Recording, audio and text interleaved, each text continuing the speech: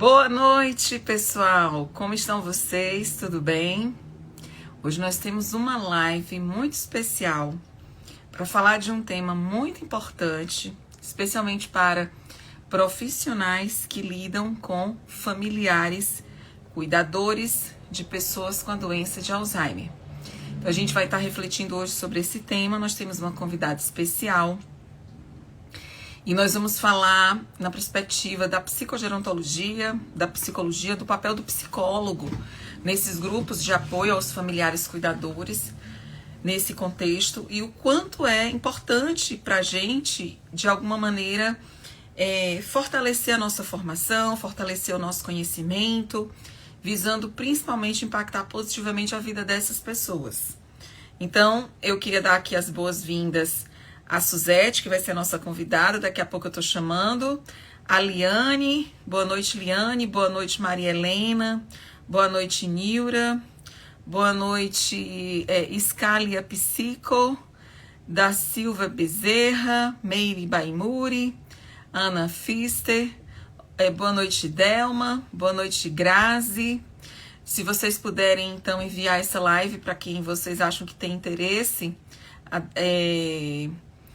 vai aqui nesse aviãozinho que tem do lado e envia para alguém que vocês acham que pode beneficiar com essa live, que pode aprender um pouco mais com essa live. Então, eu vou convidar aqui a nossa convidada de hoje, a Suzete, que é uma psicóloga que trabalha com grupos. Ela vai estar aqui falando com a gente. Enviei aqui o convite para ela. Veja, Suzete, se você já recebeu aí. Ótimo. Recebeu. Boa noite, Suzete. Boa noite. Tá me ouvindo? Eu estou te ouvindo, mas não estou te vendo. Pois então, deixa eu ver o que tem de errado aqui. Eu estou te ouvindo, mas não estou te vendo. É como se a câmera tivesse desligada. Que estranho, né? Você quer sair e entrar de novo? Vou sair. Você Isso. sai e eu te chamo de novo. Aí, ó, apareceu. Peraí, tá aparecendo. Ó. Teve uma hora que apareceu. Não, aí desapareceu de novo. Ó. Sabe o que é? Tá virado, Eu já sei, tá virado. Você tem que virar para você. Isso. Valeu. Agora Ótimo. sim. Agora sim. Muito obrigada, Suzete, por sua participação aqui conosco. Nós temos no momento 16 pessoas nos ouvindo, mas eu quero que essa live amplie. Eu sempre digo, todo dia eu falo, hoje vai ter 20, amanhã vai ter 30, depois vai ter 40, todo dia vai aumentando. Porque a gente quer compartilhar esse conhecimento e é muito importante, né? Tem tanta gente que às vezes é numa live que desperta alguma coisa, né? É uma chave que às vezes se abre para alguma ideia, para algum insight. Né? Maria Ângela está aí, o Júlio está aí, a Estela, a Carol, a Silvia, a Conchita, Maria Aparecida, a Débora, a Silvia, a Ana Lu, a Carla, a Fono Viviane, sejam todas muito bem-vindas, bem-vindos. A Jussara, a Arleide. Então, seja muito bem-vinda, Arleide, todos vocês. Então, vamos lá, Suzete. Eu queria que você se apresentasse. As pessoas não te conhecem.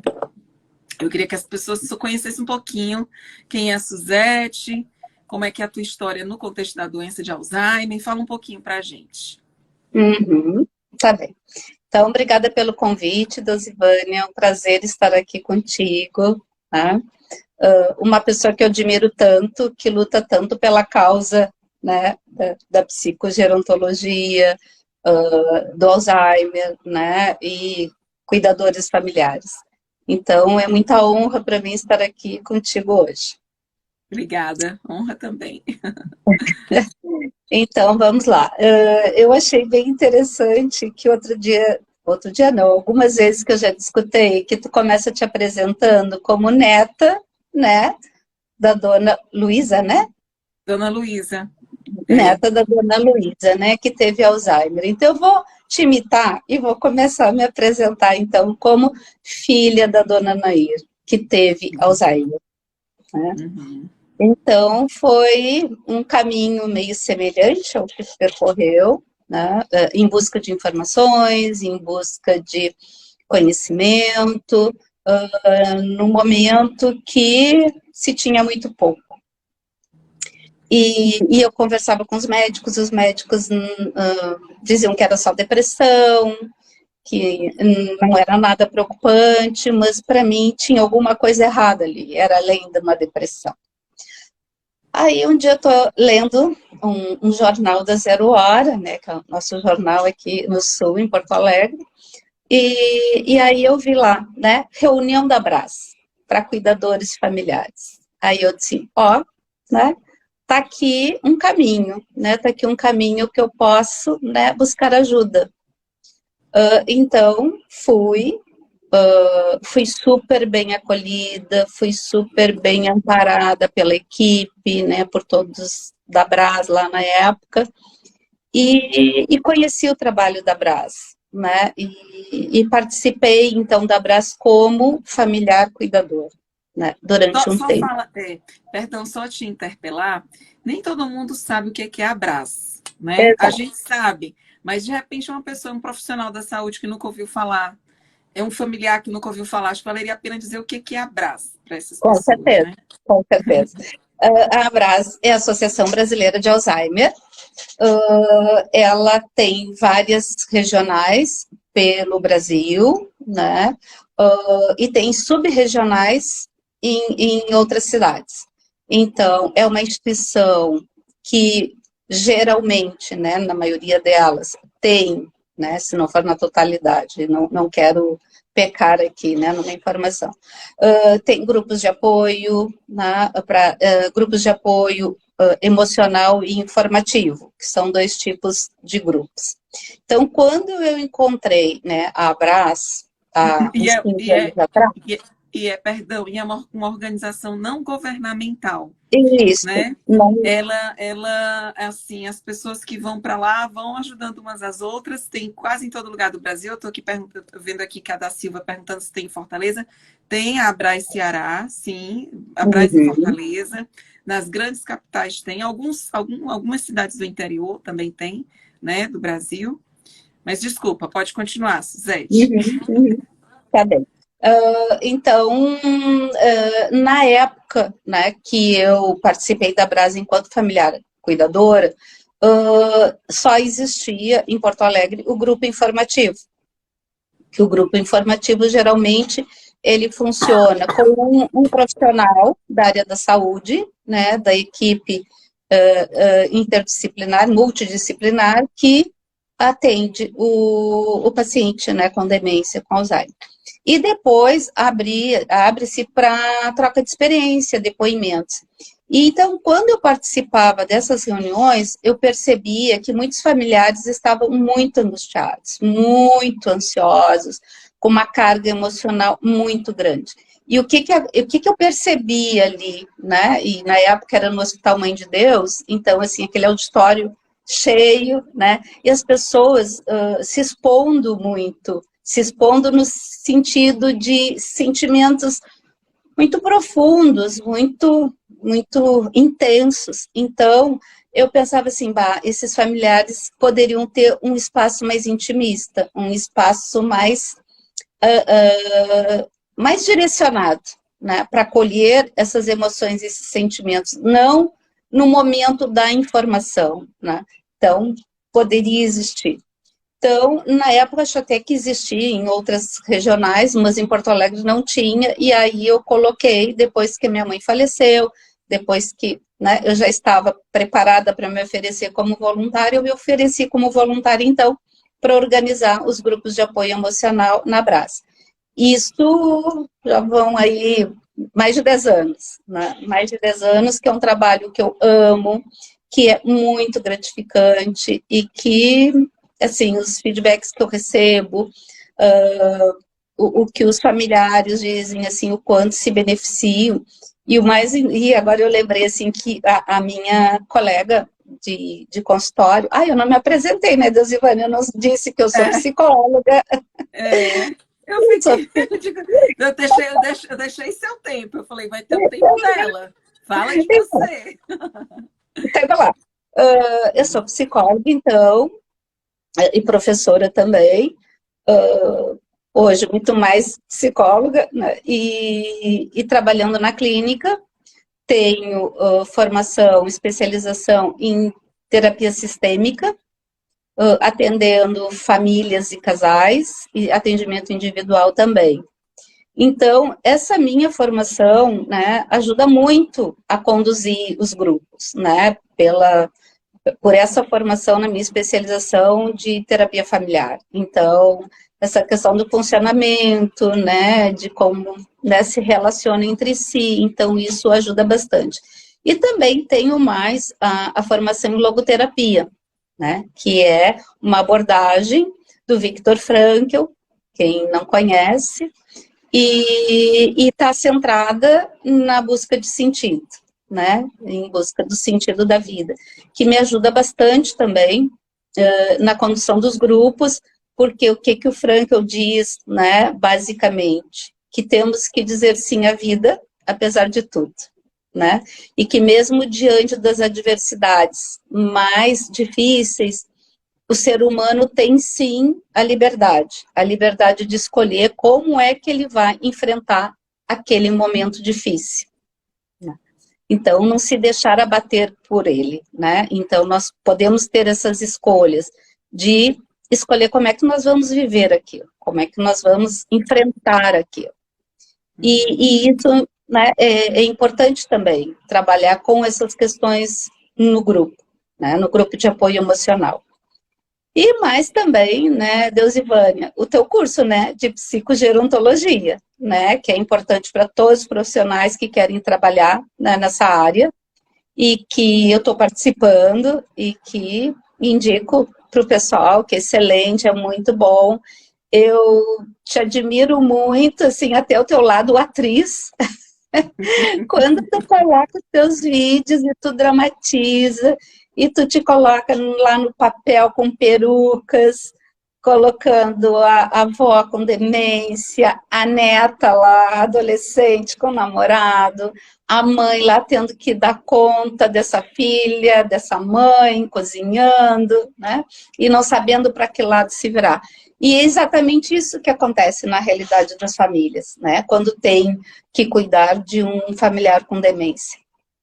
Uhum. Então, acho que dentro da minha apresentação aí, basicamente isso. Que legal, né? Você traz aí para a gente a sua participação na Abras. Eu costumo dizer que a Abras, ela acaba abraçando, né? Não só os familiares, os cuidadores, mas também os profissionais. Tanto os profissionais que querem colaborar com a Abras, porque você começou como uma familiar e depois você passou a ser uma colaboradora, uma profissional colaboradora. Hoje você já coordena grupos de apoio na Abras, né? Na Abras Rio Grande do Sul, né? Então você traz essa história aí que mostra o quanto a Abras ela abraça, porque a gente, quando passa por uma situação como essa, a gente quer, de alguma maneira, compartilhar também saberes, ajudar o outro, como uma corrente, né? Pelo menos, para mim, isso fica muito evidente para você também. A Abras, para mim, ela sempre foi muito significativa, porque, sem dúvida, quando a minha avó também teve a doença de Alzheimer, foi na Abras que eu comecei a procurar mais informações e depois a própria universidade, o próprio Centro de Referência de Medicina do Idoso lá do Hospital Universitário de Brasília, né, que eu tinha o grupo de pesquisa. E a Abras sempre me abraçou em termos assim de pesquisa. Sempre que eu precisei fazer uma pesquisa para entender um pouco mais cientificamente, que a gente, por exemplo, agora mesmo, eu estou com uma pesquisa com uma aluna de mestrado, que inclusive vai ser minha entrevistada amanhã, a Kátia Carreira, que inclusive eu acho que ela está aqui na nossa live agora assistindo. Ela é uma psicóloga também lá de Curitiba e ela está junto comigo buscando aí fazer uma adaptação transcultural de uma escala para avaliar a culpa do familiar cuidador, porque a gente descobre que isso é uma emoção que a gente precisa trabalhar muito enquanto psicóloga.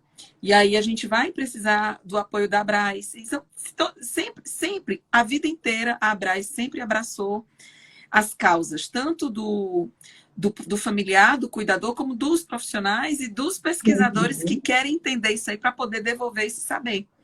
Para poder devolver esse saber para a comunidade, porque a gente não consegue desenvolver nenhum estudo científico pelo achismo. A gente tem Sim. que ter controle, tem que ter rigor científico. E as instituições, elas têm que, de alguma maneira, nos dar suporte para que isso possa acontecer. Então, eu fico realmente muito contente, né, com a tua história, com o teu percurso. Você fala que também agora está no MAP Alzheimer, né, no curso de psicogerontologia.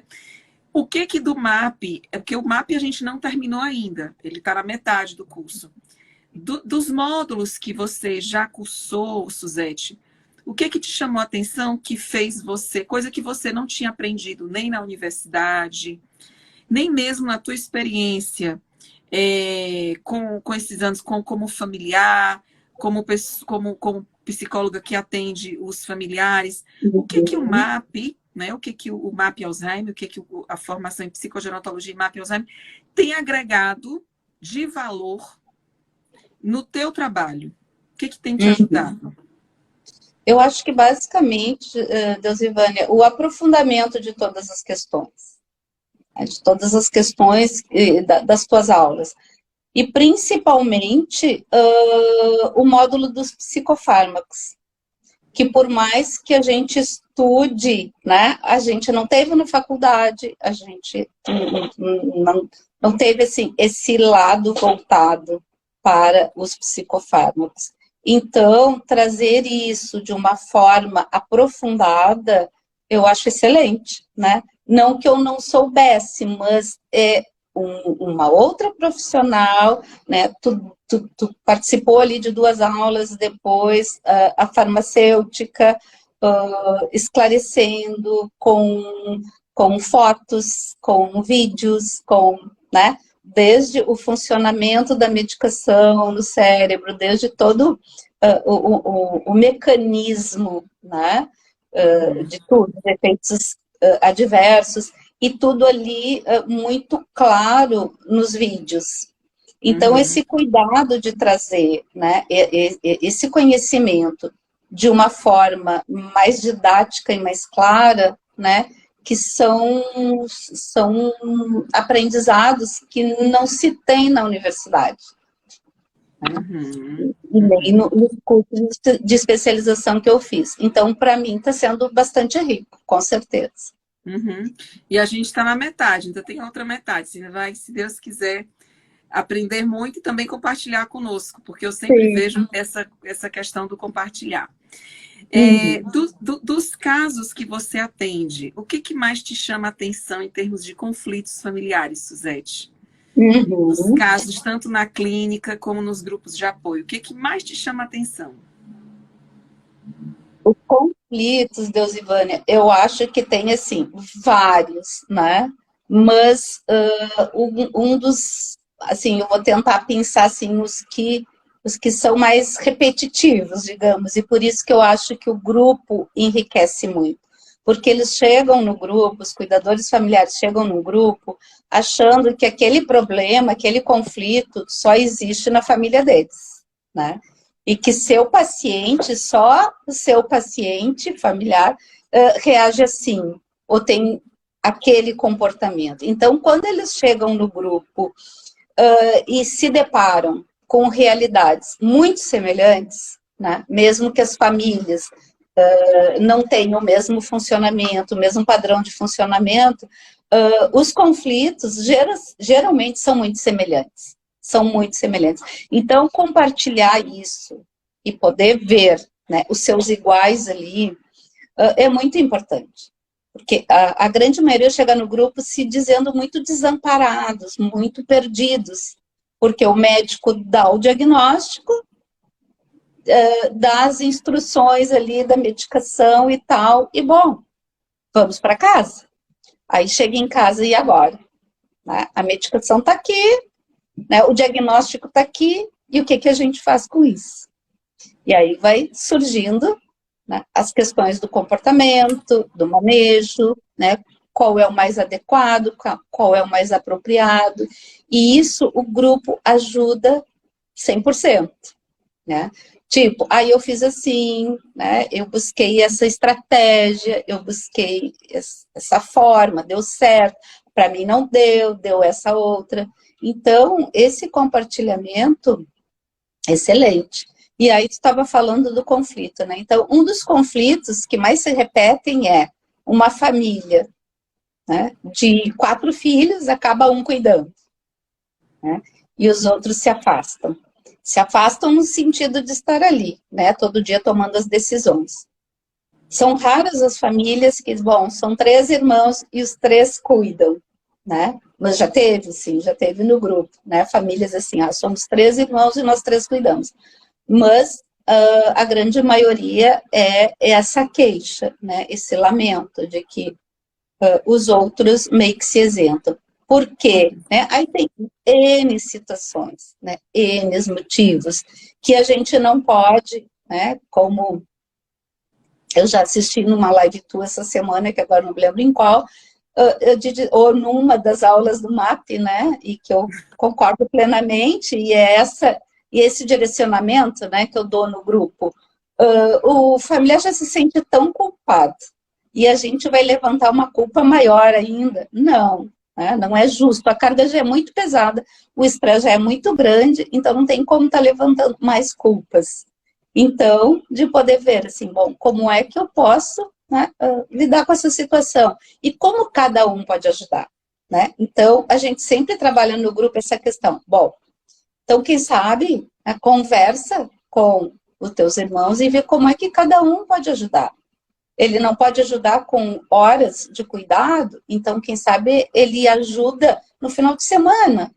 Quem sabe o outro ajuda, então, com um dinheiro para pagar uma cuidadora para que tu possa descansar nos finais de semana. Então, buscar essas alternativas, essas estratégias, para que os familiares cuidadores não fiquem sobrecarregados e que possam realmente dividir esse cuidado. E aí, eu acho que essa é a grande questão. O que cada um pode dar? Porque não adianta, né, a família ou um deles exigir, todo mundo vai cuidar do pai ou da mãe um dia por semana. Tem pessoas que não têm, né, não tem esse, não vou falar nem dom, mas essa disponibilidade, que o cuidar vai ser muito pior para o paciente do que se ele só for lá, né, dar um beijinho e tal, comparecer um pouco e ir embora. Por quê? Ele não tem essa disponibilidade afetiva, digamos assim. Né? Então, bom, então, como é que tu pode ajudar de uma outra forma? Então, esse é um dos grandes conflitos que surgem na família. Né?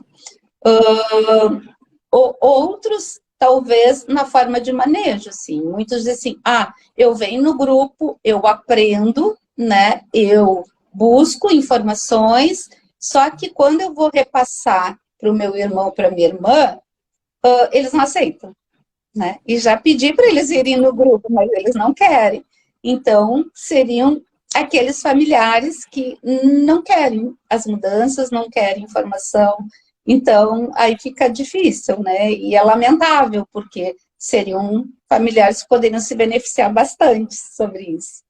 Até eu tenho um exemplo, vou trazer, que foi bem interessante, que a familiar, são 3 irmãos. A mãe já faleceu.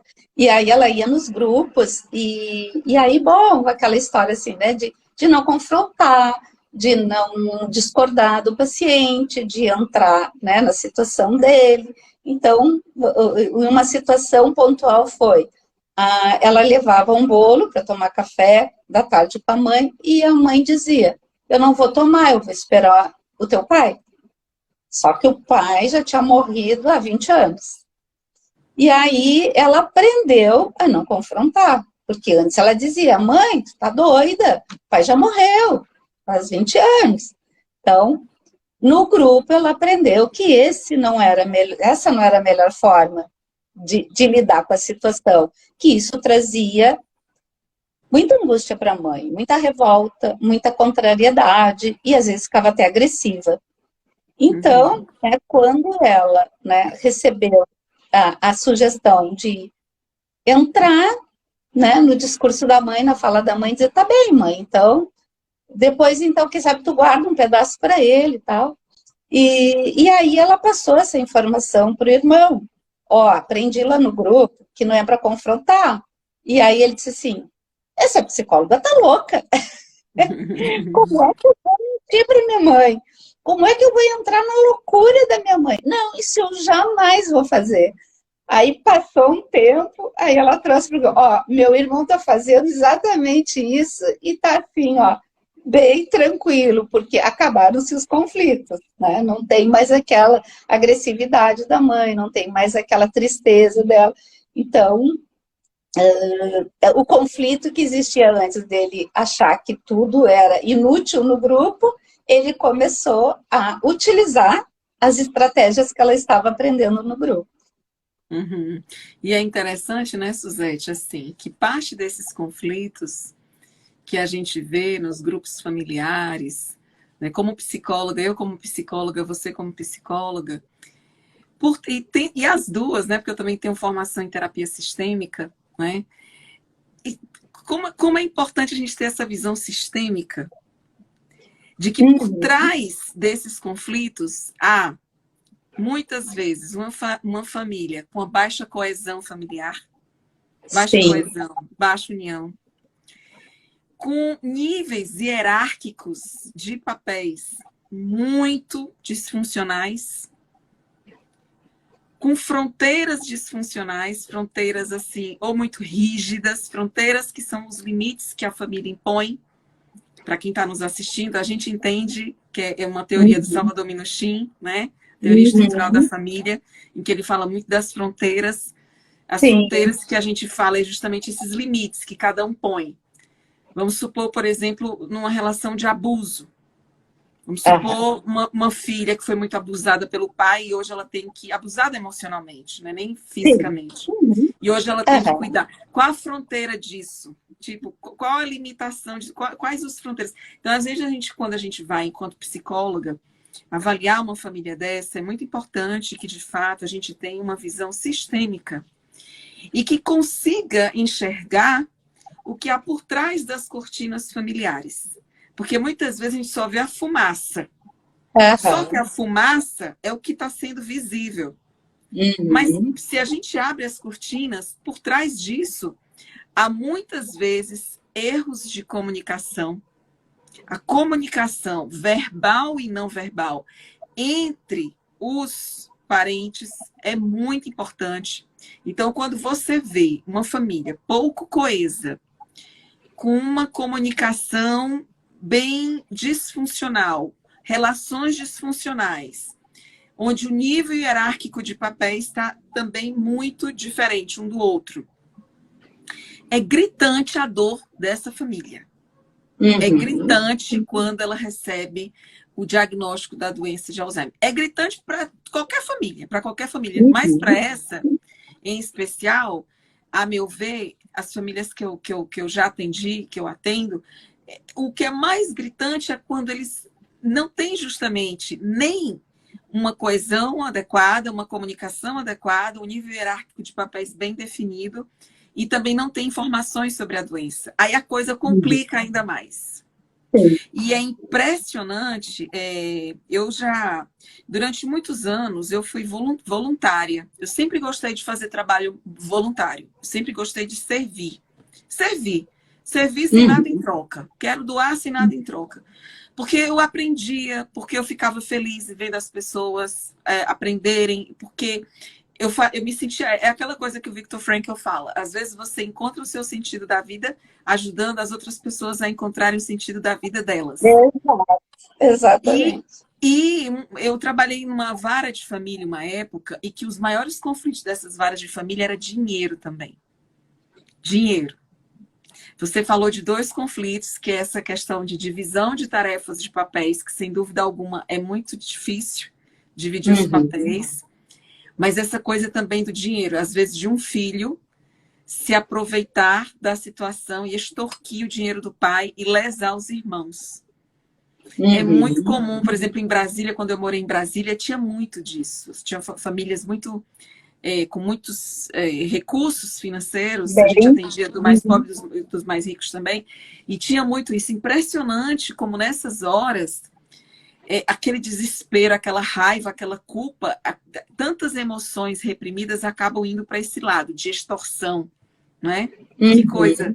Você tem visto isso também nos casos que você atende? Não, não costuma ter esses casos, sabe, Deusivânia? Não me deparei com nenhum caso assim, né? Geralmente é o filho ou a filha, ou os filhos que não cuidam, acham que aquele filho que está cuidando está usando o dinheiro indevidamente. Mas, tipo Uhum, assim, se vai fazer a conta do que está sendo gasto, não dá. O filho o cuidador está colocando ainda dinheiro, né? uhum, Então, seria o contrário, o que eu vejo mais é o contrário. É os que não cuidam acharem que está sobrando, digamos assim, e ao contrário, está faltando, uhum, né? uhum, Porque uhum, medicação, fralda, em muitos momentos, né? Enfim, todas uhum. aquelas despesas que se tem quando existe um processo de adoecimento na família. Mas desse abuso não é Não comum no grupo. aconteceu. Talvez é Não. porque esse estágio que eu fiz, que não foi estágio, foi um voluntário, eu já era doutora, inclusive, já tinha terminado o Uhum. doutorado, e fiz esse trabalho voluntário na vara de família, talvez justamente por ser a área da justiça, né? É, Só ia para lá os abacaxis. Assim, essa sim, questão da extorta. E lá em Brasília também, quando eu atendi no hospital, Brasília tem muita gente com muito dinheiro também, né? né, E lá no também hospital tem. universitário tinha muito caso, assim, não era só um, me chamava Uhum. atenção isso na época, né? Hoje em Uhum. dia, eu não vejo muito também, eu já saí desse estágio Aham, aham. da vara, né? Já não estou mais lá, mas em geral eu também não vejo, eu vejo mais como isso que você está falando, mas eu já vi vários casos assim, é Uhum. impressionante como aqueles espertinhos, né? Aqueles que querem tirar a vantagem da Sim, vulnerabilidade do outro. É muito triste isso, mas ao mesmo tempo a gente como psicóloga não pode julgar. Ainda tem esse com detalhe, né? A certeza. gente não pode julgar Uhum. porque é, aquele que está extorquindo, ele também deve ter as razões dele dentro do contexto Sim. familiar, né? E quem somos nós para dizer que está certo, que está Uhum. errado, está Uhum. lesando o idoso, tá lesando a família. Mas assim, até que ponto isso por trás das cortinas familiares também não há um engodo, alguma coisa assim que a gente precisa investigar, Uhum. né? Uhum. E vocês lançaram um livro, né? Você quer mostrar o livro, falar um pouquinho do Sim, livro? sim, sim. Aham. Então, antes de falar do livro, eu vou falar assim do grupo, falar mais um pouquinho do grupo, né? O quanto eles se sentem então acolhidos, amparados, e é uma relação de encontro, né? É uma relação de encontro onde não tem pauta a reunião, né? É chegar e começarem a falar, né? Das demandas, dos sentimentos, das emoções. E então, a partir, né, desse compartilhamento, poderem aprender, dividir e a partir disso terem novos olhares para cada situação, para o processo de adoecimento, né? E do cuidar, né? O que é o cuidar, essa função. Então, poder, como tu disse, né? São sentimentos reprimidos, poder tirar esses sentimentos reprimidos para fora, né? Poder falar sem medo e sem vergonha. E sem medo de ser criticado, que eu acho que isso é muito importante. Sim, Sem medo sim, de ser sim, criticado. Sem medo sim, de ser julgado. Por sim. quê? Porque todos ali estão vivendo a mesma situação. Então, poder dizer, olha, eu não tive paciência, eu não consegui, ou eu gritei e me arrependo, estou cheia de culpa. Então, as pessoas que estão ali estão entendendo o que ele está falando, o que ela está falando, né? Porque a gente pode até dizer, né? Ah, tem que ter paciência, tem que ter paciência. Mas no dia a dia não é fácil, né? Não é fácil. Não é nada fácil. Então, perder a paciência, claro que vai se perder paciência, sim, em muitos momentos, porque principalmente quando o familiar cuidador está esgotado, sem férias, sem alguém para dividir esse cuidado, sem alguém para poder até tomar um banho descansadamente ou dormir uma noite inteira, né? Então, realmente, né? Chega um ponto que é cansativo. E aquelas Uhum. perguntas repetitivas, né? Então, bom, diante de tantas perguntas repetitivas. Teve uma familiar que chorava no grupo e dizia assim: eu morro de pena, mas eu gritei com a minha mãe, eu briguei com a minha mãe, eu sei que eu não tenho que fazer isso, mas se eu não fizer, eu vou explodir, eu vou ficar doente, eu preciso, é como se eu estivesse numa panela de pressão, né? Então, de tanto que a mãe repetia a mesma história o tempo inteiro. E era a sombra dela, o dia inteiro atrás dela. Então, o grupo era uma forma dela poder falar disso, dessas situações, e poder compartilhar, e que todos pudessem acolhê-la, né? Nessa dor, nesse sofrimento, porque ela sofria muito. Ela sofria muito, porque não era assim que ela queria agir, né? Mas ela estava tão estressada, porque ela era a única cuidadora, que chegava um momento que realmente ela não conseguia ter essa paciência tão necessária. Então, de poder, né, se perdoar também por isso, né? Porque eu acho que essa é a vantagem da demência, né? Tipo, essa memória, né, recente não ficar registrada muitas vezes, né? Então, o paciente poderia nem lembrar mais, né? Agora, ela, cuidadora, ficava marcado para sempre, aquela culpa, aquele sentimento, né? Mas chorar no grupo, né, e poder ser entendida e acolhida é muito importante. E eu ia falar no início agora, e aí mudei de assunto, não lembro porquê, eu estava falando da minha colega de consultório, né, que aí eu fui falar da minha formação de psicóloga. A minha colega de consultório, minha amiga, a sala dela do lado, e aí ela dizia assim: Suzete, é impressionante a forma como os cuidadores familiares chegam para o grupo e como eles saem.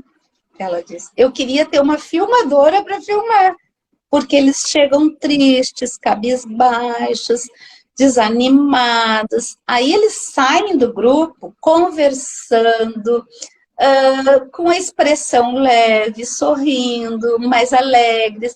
Todos saem juntos, conversando, batendo papo e falando de outras coisas que não era mais aquele assunto ali de dentro do grupo, que era, né, os conflitos dentro do cuidado.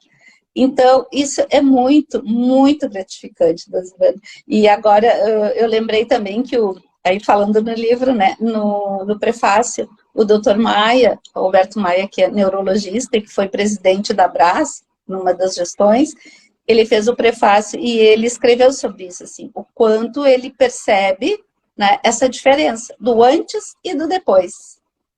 Então, quando ele encaminha um familiar cuidador para o grupo, né, e depois nas próximas consultas que ele atende essa família, o quanto ele vê essa diferença do antes e do depois de participar do grupo. Então, o livro, né, surgiu com esse objetivo e esse motivo, né, esse grande objetivo, que é de transmitir para outros profissionais a grande importância dos grupos de apoio, né? Meu sonho é esse, que possam existir muitos e muitos e muitos grupos de apoio emocional pelo Brasil afora, né? Até nas pequenininhas cidades, que possa ter grupos de apoio. Então, a intenção do meu grupo, o grande objetivo foi esse, né? Quando eu pensei na ideia do livro. E outra, para que outros familiares cuidadores pudessem perceber que outras pessoas passam pelos mesmos dilemas, pelas mesmas dificuldades, pelos mesmos problemas, né? De tudo que envolve o processo de adoecimento de uma doença, né, relacionada com Alzheimer, né, outro tipo de demência.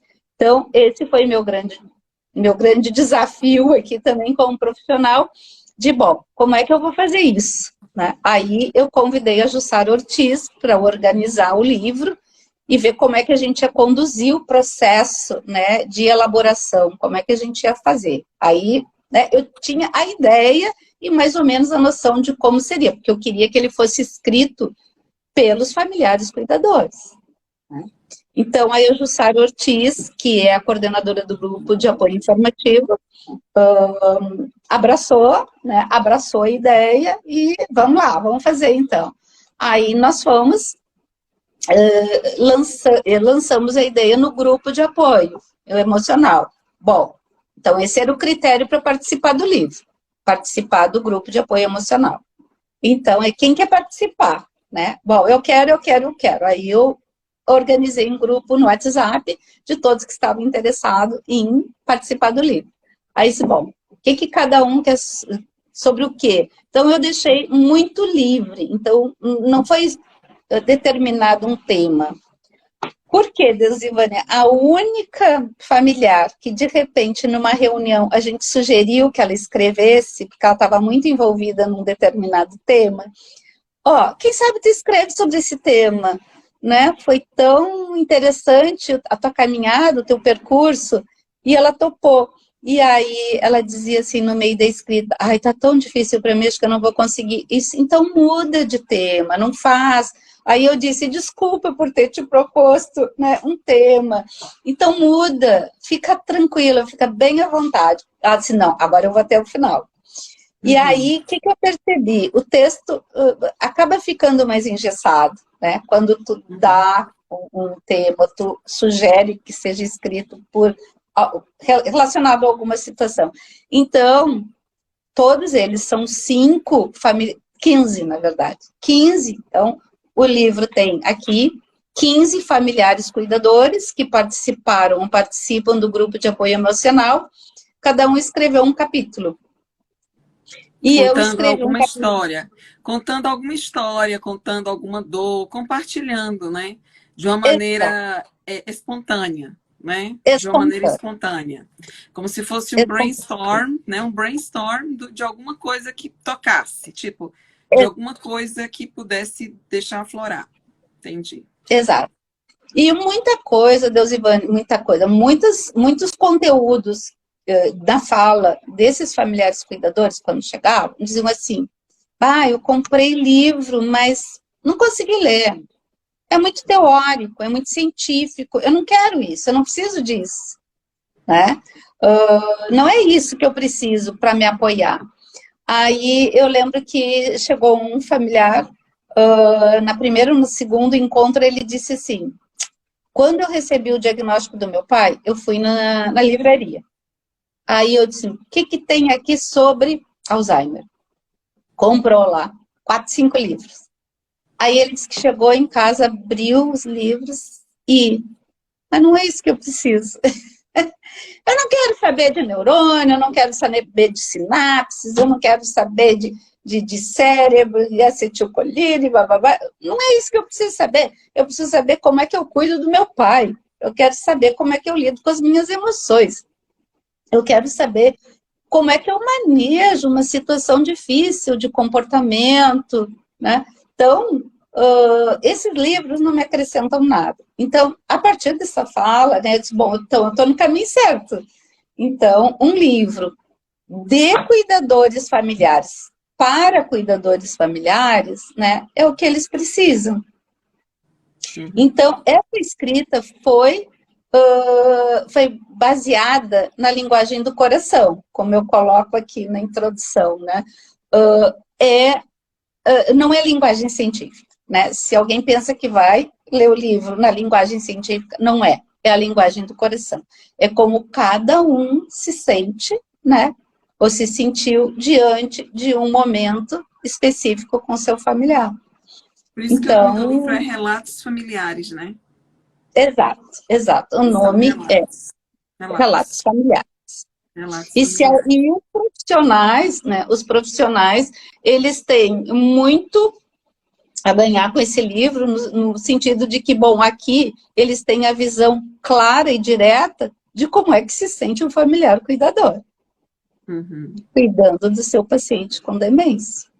Então, outro dia, faz uns 2 meses, eu acho, 1 mês e meio, uma que participa do grupo, o pai dela precisou de uma internação. E aí, o médico que atendeu o pai dela entrou em contato comigo. Aí ele disse, Suzete, eu quero conhecer o teu trabalho. Ele disse, porque quando eu recebi essa família, quando eu tratei do seu fulano, eu percebi que ali eu tinha uma família diferenciada. Preciso tomar uma aguinha. Com licença. Sim, água é vida. Hoje eu esqueci de trazer a minha. Eu sempre trago, hoje eu esqueci. Aí ele disse, eu percebi que estava na minha frente uma família diferenciada, uma família que já tinha um pouco de conhecimento, uma família mais leve, mais tranquila, e principalmente no que se refere à finitude. Né? Principalmente no que se refere à finitude. Tipo, entender, né, que estender o tempo de vida de um familiar, né, naquela situação de fazer tudo, né, o fazer tudo é dar a melhor, né, qualidade de vida enquanto houver vida, né? Dar dignidade, né, para essa pessoa até o final e não mais sofrimento. Então foi bem legal que o pai dela se recuperou, né, o pai dela se recuperou pelas situações de internação e voltou para casa, né? Mas a família sabe que voltou para casa para mais um período de convivência, para mais um momento de estar com a família, mas também por um tempo também para viver tudo que é possível viver ainda com aquele familiar enquanto ele está ali, né, junto com eles. Você falou tanta coisa que eu fiquei aqui pensando de pontuar algumas coisas, né? Interessantes da tua fala. Primeira questão das emoções, né? São tantas emoções, como dizia a música do Roberto Carlos, né? Como diz a música do Roberto Carlos. Eu acho que um grande desafio para um psicólogo que trabalha com familiares cuidadores, pelo menos na minha prática clínica, é justamente favorecer a regulação das emoções. As emoções, não existe aquela que é certa e que é errada. As emoções, elas fluem. E o que eu acho que eu, durante a minha atuação como clínica, é mostrar para o paciente que ele sim, ele pode entender a linguagem das emoções, ele pode se alfabetizar. Primeiro ele tem que saber quais são as emoções que ele sente, como ele expressa essas emoções, quais os efeitos que essas emoções têm na vida deles e na vida das pessoas que eles cuidam. Porque nós temos muita gente que é um verdadeiro ou uma verdadeira analfabeta nas emoções. Existe um analfabetismo emocional muito grande, que está muito ligado, obviamente, à compreensão do que vem a ser uma emoção, está muito ligado à falta de validação que muitas pessoas, pela própria história de vida, pelo relacionamento que teve com os pais, com as mães, com os cuidadores principais, não tiveram suas emoções compreendidas e muito menos validadas. Acho que um dos grandes desafios que você está me trazendo, né, que eu também vejo nos grupos de apoio, que eu também já coordenei, já fiz, é essa coisa de você trabalhar as emoções, tentar favorecer a regulação das emoções, para que a pessoa saiba. Não é aquilo que a gente estava falando, nós não somos aquelas que vão julgar. Ah, você não podia ter gritado com seu pai. Ah, tenha paciência, isso não existe, né? É tanto que eu sempre falo, busque ter paciência. Uma coisa é você buscar, outra coisa é eu dizer, dar o comando que você tem que ter. Mas no momento em que eu dou o comando, foi uma coisa que me incomodou muito. A vida inteira foi abrir um manual para cuidadores. Isso aqui no Brasil, isso fora também, nas minhas andanças na Europa, nos Estados Unidos e até agora, recentemente, no Japão. Essa coisa de manual que diz assim, faça isso, faça aquilo, faça isso, faça aquilo. Isso me incomoda profundamente. Primeiro porque a gente que trabalha com saúde mental e que trabalha dentro de uma perspectiva sistêmica de família, a gente tem que levar em consideração que cada caso é um caso, que cada família é uma família e que às vezes o que funciona para uma família não funciona para outra. O que nós temos são diretrizes, né? A gente tem que fazer realmente esse mapeamento, que é o que eu trago muito lá no Map Alzheimer, né? De você mapear. Você precisa mapear, né? É que a gente ainda está na metade do MAP, mas você falando, por exemplo, daquele comportamento da sombra, não é? Tem uma aula do MAP, que você acho que ainda não fez, você estava falando que ainda não chegou na aula do apego, no módulo do apego, né? No módulo do apego, eu trago justamente esse comportamento da sombra como um reflexo do estilo de apego daquele idoso com as figuras cuidadoras iniciais da vida dele. O pai e a mãe. O pai e a mãe, dependendo do estilo de apego que a pessoa tem, ansioso, ambivalente, né, seguro, né? Ou seja, e essa sombra, esse comportamento de sombra tem muito a ver com esse estilo de apego, porque ele se apega justamente àquele que no momento está cuidando mais. Às vezes é uma filha que cuida mais, é um filho que cuida mais. Então, cabe a nós, psicólogos, termos esse olhar para orientar as famílias, porque eu compreendo também quando aquele cuidador que você disse, que diz assim, eu não quero saber de livro científico, isso não me interessa. Eu entendo a demanda desse paciente, porque, na verdade, o que ele queria era ser ouvido, era ser acolhido, né? Mas, por outro lado, as evidências científicas, isso eu me lembro que em 2000 quando foi isso? Em 2003, eu comecei meu estágio no Hospital Universitário de Brasília com grupos de apoio e atendimento individual e familiar em 2002. E eu me recordo que em 2003 eu me inquietava muito com isso. Porque eu falava para na época, minha professora, eu dizia assim, olha, me inquieto tanto, porque tem um grupo psicoeducativo, onde os psicólogos ficam falando do que eles têm que fazer, assim, das orientações com relação à doença, e tem esse grupo que era um grupo onde as pessoas eram mais terapêutico, era como que você estava falando, um grupo mais emocional. E eu sentia também que os familiares eles eram muito mais acolhidos nesse emocional, eles precisavam disso. Por outro lado, no frigir dos ovos, lá no final, quando eles já estavam... Porque assim, eles chegam muito exauridos, com exaustão emocional muito grande. E quer falar, e quer falar, e quer falar, e a gente às vezes tem que fazer aquele papel de mediar. Peraí, é você, agora é você, agora é você. Depois que eles compreendem, que eles esvaziam um pouco mais, que eles começam a ressignificar essa dor, aí sim eles estão mais aptos para receber, talvez com mais acolhimento, os conhecimentos científicos.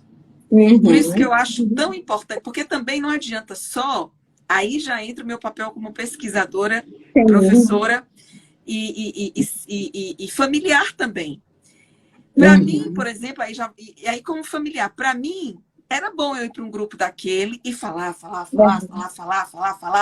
E eu saia aliviada.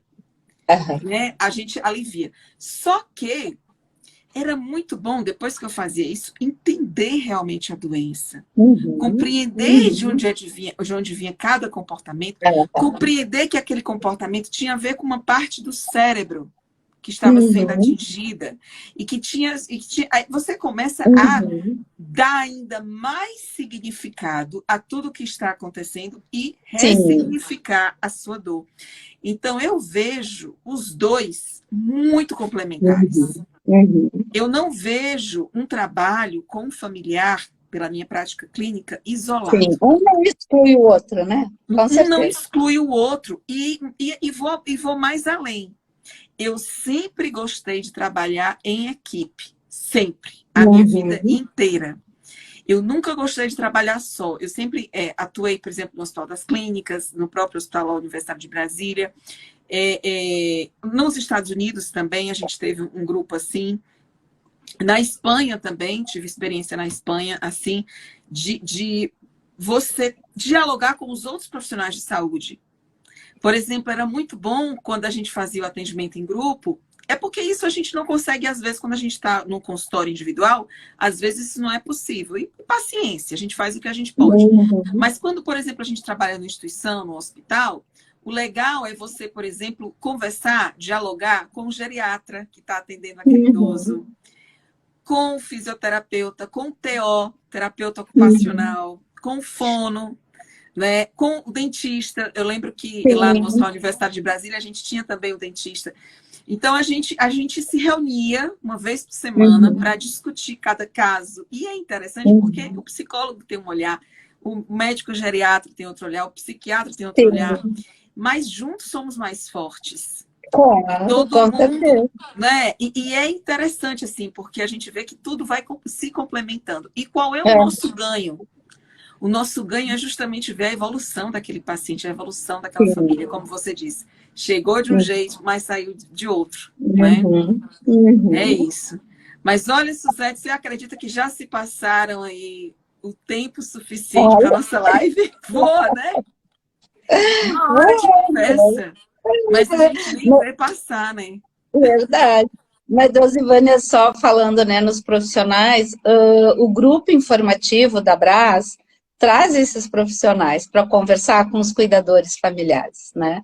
Aí eles têm essa oportunidade de escutar o geriatra numa reunião, depois noutra, né, a TO, aí numa outra o dentista. Então, quinzenalmente, né, é o meu grupo, e na outra semana, quinzenalmente, é o grupo informativo, onde esses profissionais comparecem para, né, poder dar o seu recado aí, poder ajudar em termos de conhecimento técnico, científico, para os cuidadores familiares.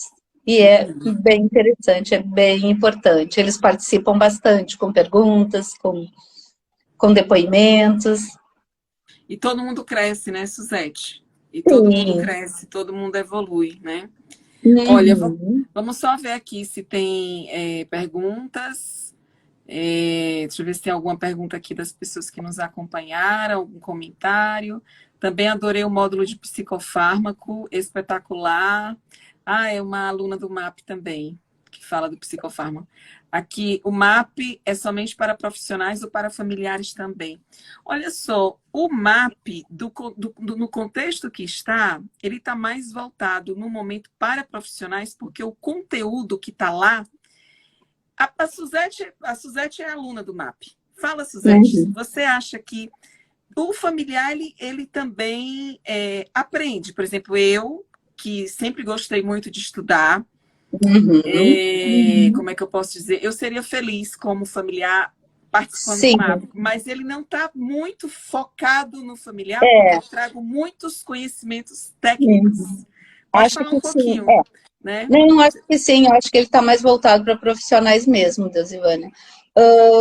O cuidador familiar, né, que tenha esse desejo de aprofundar o conhecimento nessa área, eu acho que sim, eu acho que poderia, mas já entrar sabendo que o conteúdo preparado por ti, que está muito cuidadosamente preparado, ele está voltado mais para essa base científica, né? Mais técnica, mais científica. Então, como às vezes o familiar cuidador não está disposto a entrar muito nessa seara no sentido de aprofundamento, né? É porque eu acabo assim, eu tenho grupos de apoio a familiares, eu pretendo criar um curso no futuro voltado para familiares, e eu já não vou colocar tanta bagagem científica, porque eu Uhum, já vou trabalhar uhum. mais com as dores, né? Sim. Mas por enquanto, o que é que eu penso? Eu penso assim, eu tenho que primeiro trabalhar com os profissionais. Por quê? Uhum. Porque eu vejo, eu como familiar, eu via, não sei, eu sempre falo isso, mas eu via muito despreparo, Suzete, dos Uhum. profissionais. Muito Uhum. despreparo. Eles querem as ferramentas para trabalhar, mas eles não sabem de onde vêm aquelas ferramentas.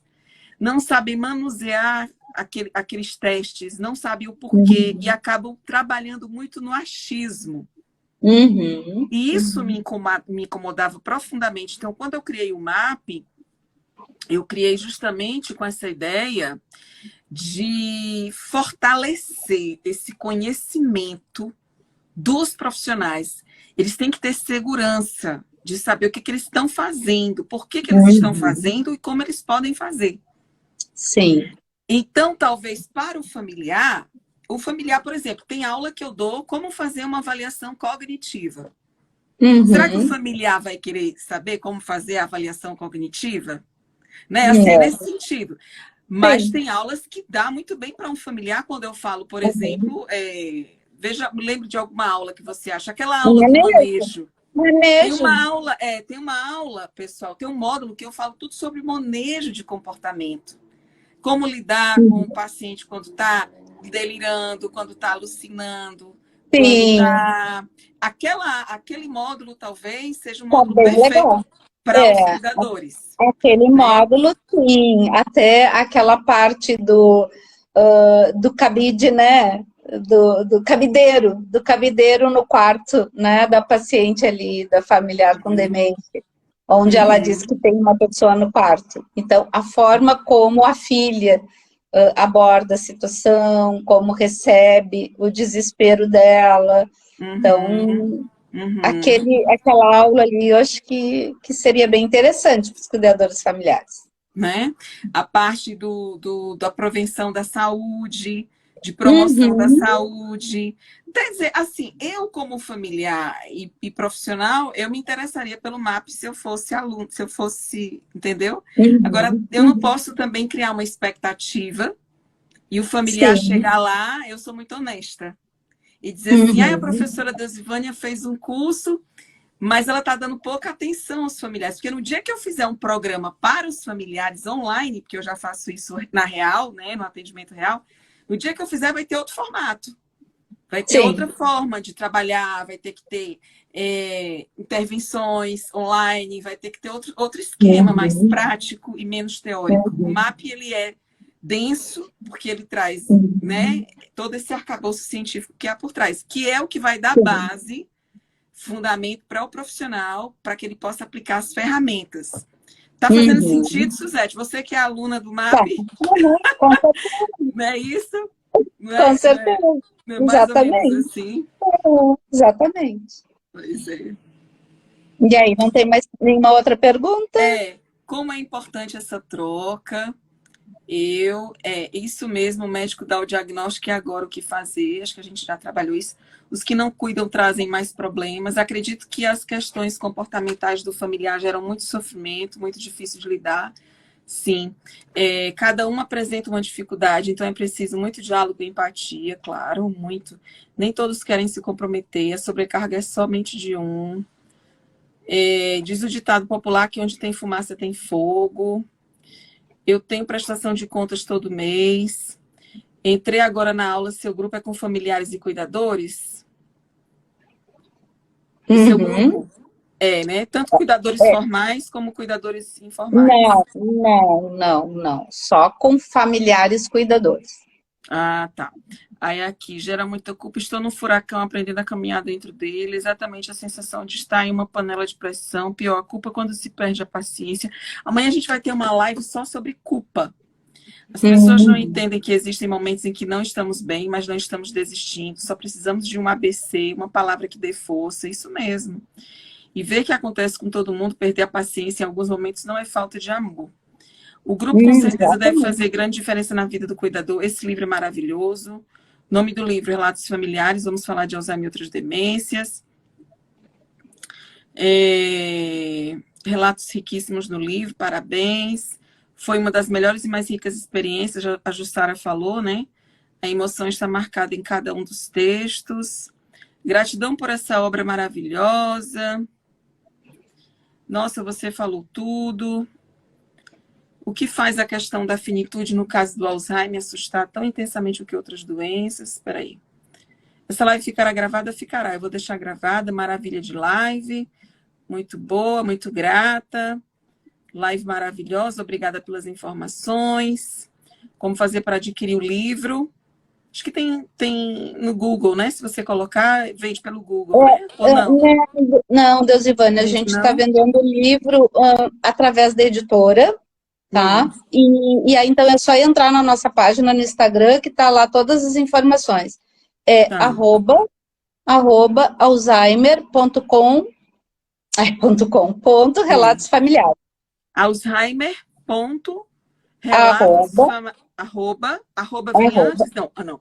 Arroba, arroba, Alzheimer, ponto ponto, relatos relatos familiares. familiares. Tá. Todo mundo anotou aí, pessoal? Arroba, Alzheimer, ponto, relatos familiares. Sigam a Suzete, né? E o grupo dela, que lá ela também traz muitas informações legais, bacanas.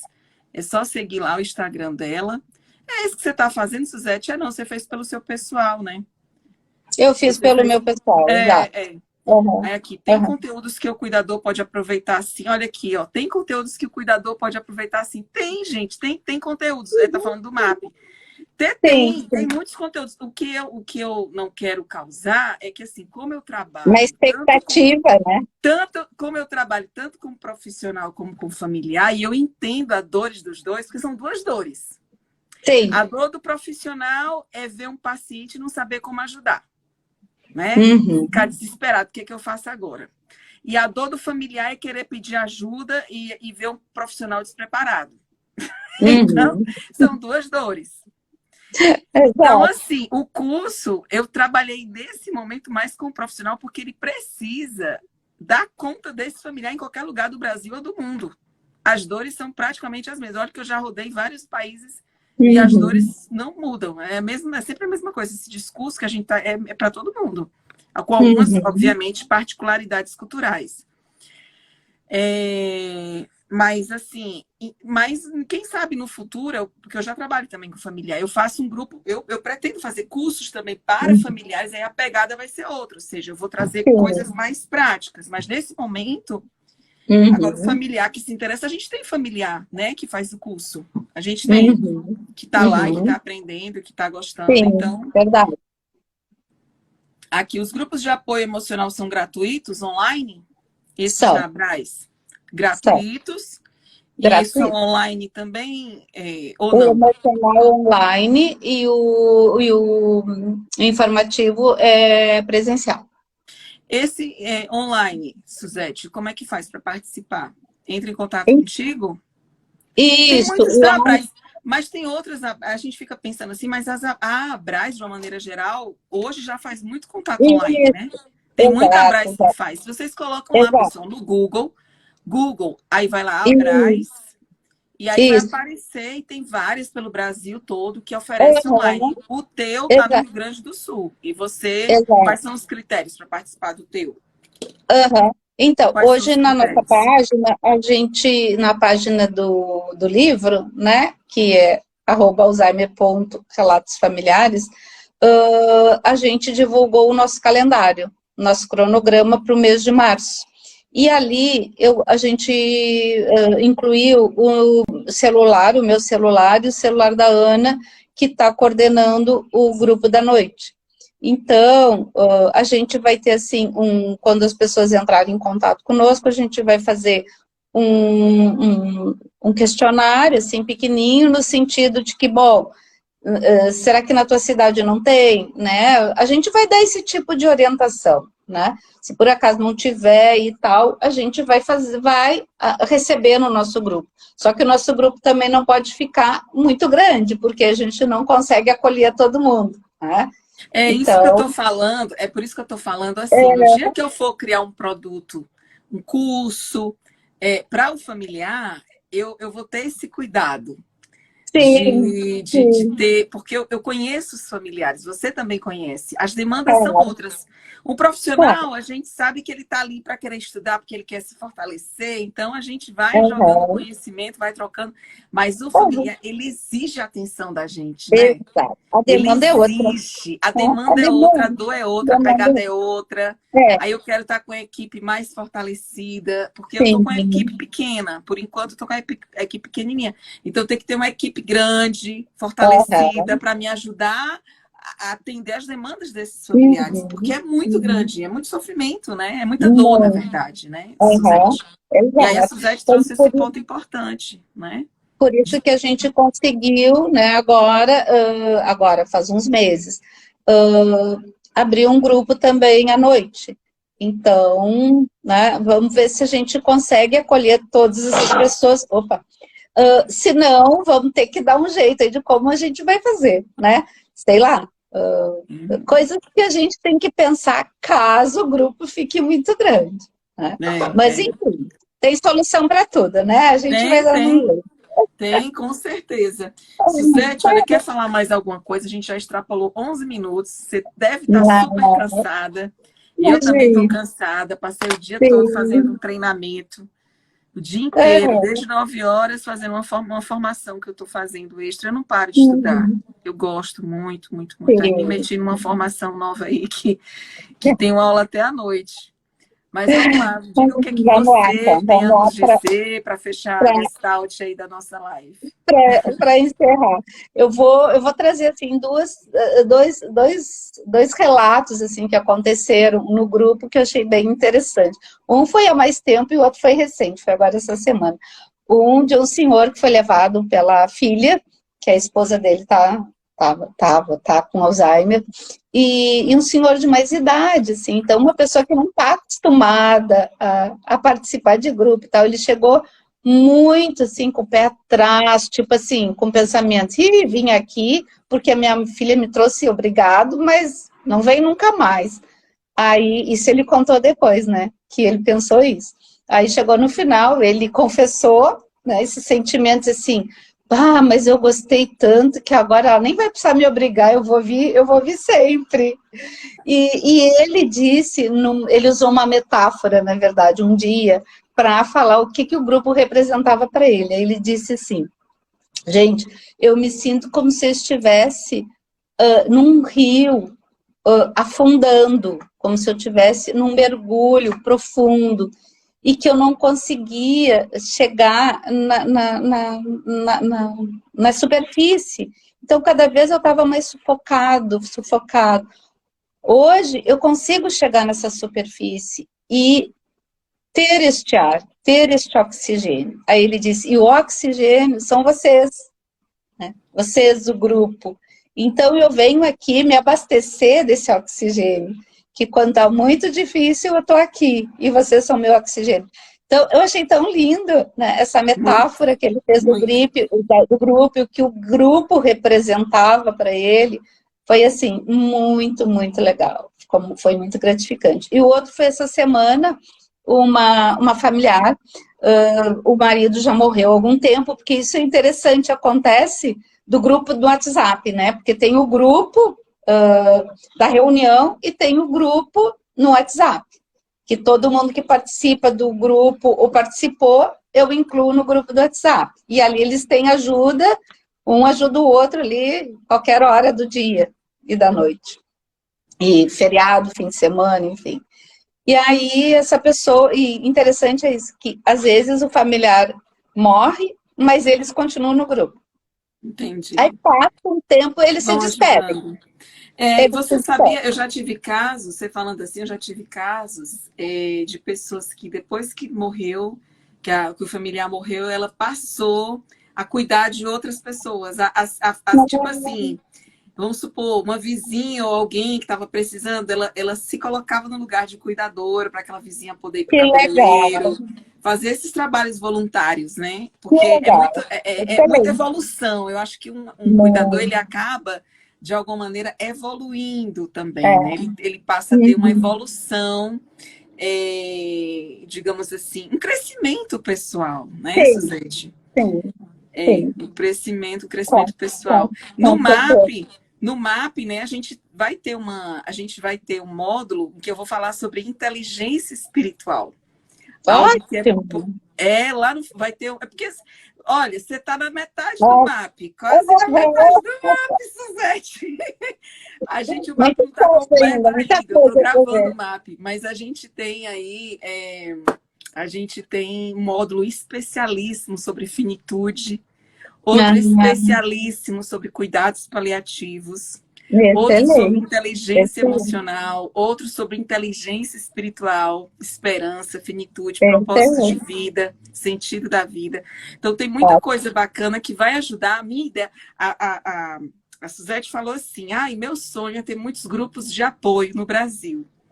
E aí eu dizia assim, aí eu vou complementar a tua frase, Suzete. O meu sonho é ter muitos grupos de apoio no Brasil, mas que sejam liderados por profissionais capacitados, empoderados, fortalecidos desse conhecimento inteiros, não só emocionalmente, mas também com conhecimento, com técnica, com atendimentos eficazes. Porque não adianta a gente ter muitos grupos de apoio sem ter um profissional por trás, como você que está na formação, ou como outros profissionais que estão buscando essa formação e que tem uma história. Você tem uma história, né?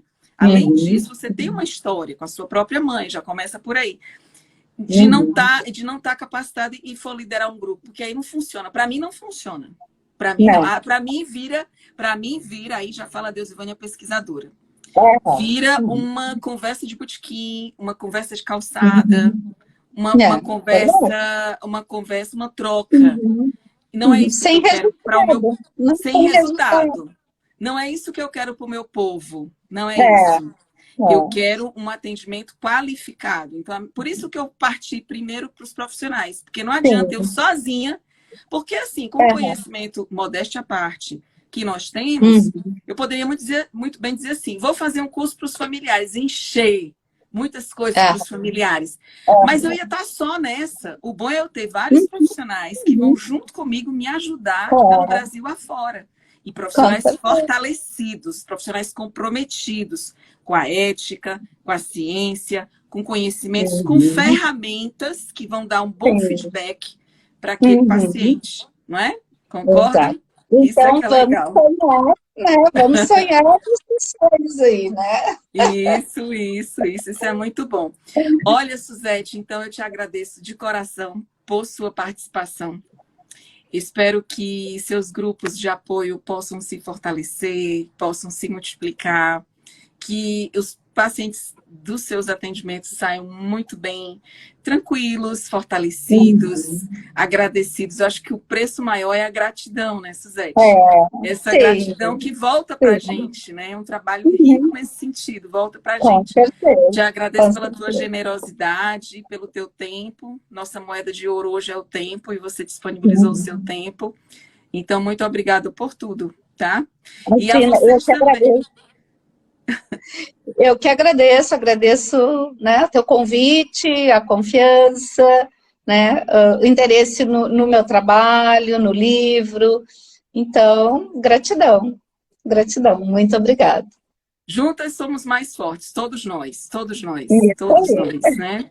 E a você que ficou conosco até agora, aqui nessa live, eu agradeço de coração a sua participação, agradeço seu comprometimento, seu tempo. E amanhã a gente volta para falar de um tema que é a questão da culpa, tão rico, tão precioso para os familiares, para os profissionais, tá bom?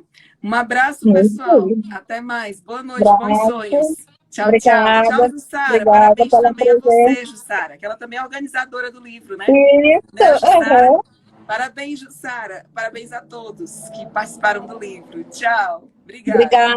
Tchau, tchau. Tchau.